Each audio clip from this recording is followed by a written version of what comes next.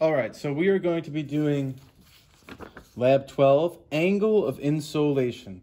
So insolation means sunlight or the light from the sun. And we're going to be seeing how the angle of insolation affects the amount of light a location receives. So what I like to do is use a laser. So it's going to go beep every time I press it. But this will give you the general understanding of why we're doing this lab. So for the most part, the sun, well, always, the sun is somewhere between the Tropic of Cancer, all the way through the equator, and all the way down to the Tropic of Capricorn. So that means the sun can be directly overhead between these locations, depending on the time of the year. So anytime after fall to spring, the sun is in this area, south of the equator, and anytime spring to summer or through summer, the sun is in the northern hemisphere, where the sun's directly overhead somewhere in here. So the sun's light does reach all the way up to the North Pole, depending on the time of the year, and it reaches all the way to the South Pole, depending on the time of the year. But we want to see how much the light gets spread out. So when I have the laser pointer over the equator, you can see that there is a small red dot, meaning a lot of the light is concentrated or focused into one spot. It's not spread out. But as I travel north, you can watch how the red laser point starts to get stretched out. See how that red dot is starting to get more and more stretched? And it becomes extreme as we get towards the North Pole. It gets really, really stretched out. So let me see if I can show you this. So I'm going to angle this up here. And you see how it's really focused into one spot. And then as I get further up north, that light gets stretched into more of like a smear than a dot, right? So here it's a solid dot near the equator. And as we go further north, the light gets stretched out. It gets stretched.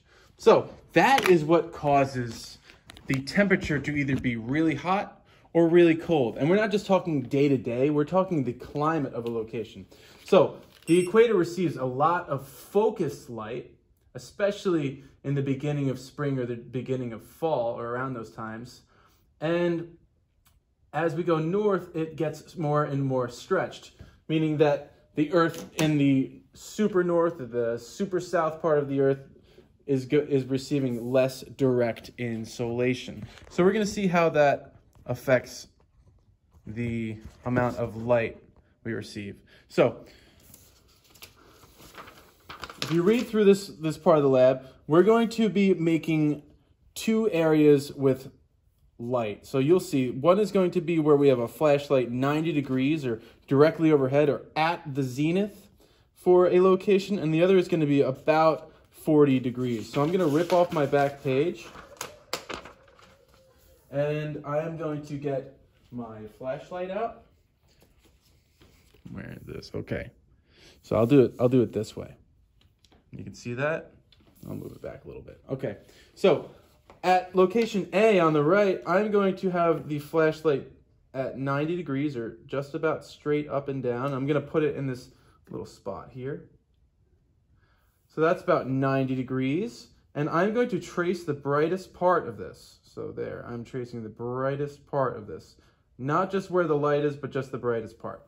So there it is. So when the sun is directly overhead, or when the flashlight is at the zenith, we end up with a bright spot that is just about this big, okay? Now, if I then set up the 40-degree angle, so just below halfway, so the 40-degree angle, now that bright part of the light is stretched out. Oops. Bright part of the light is stretched out. That was a little sloppy, but I'll go over it again.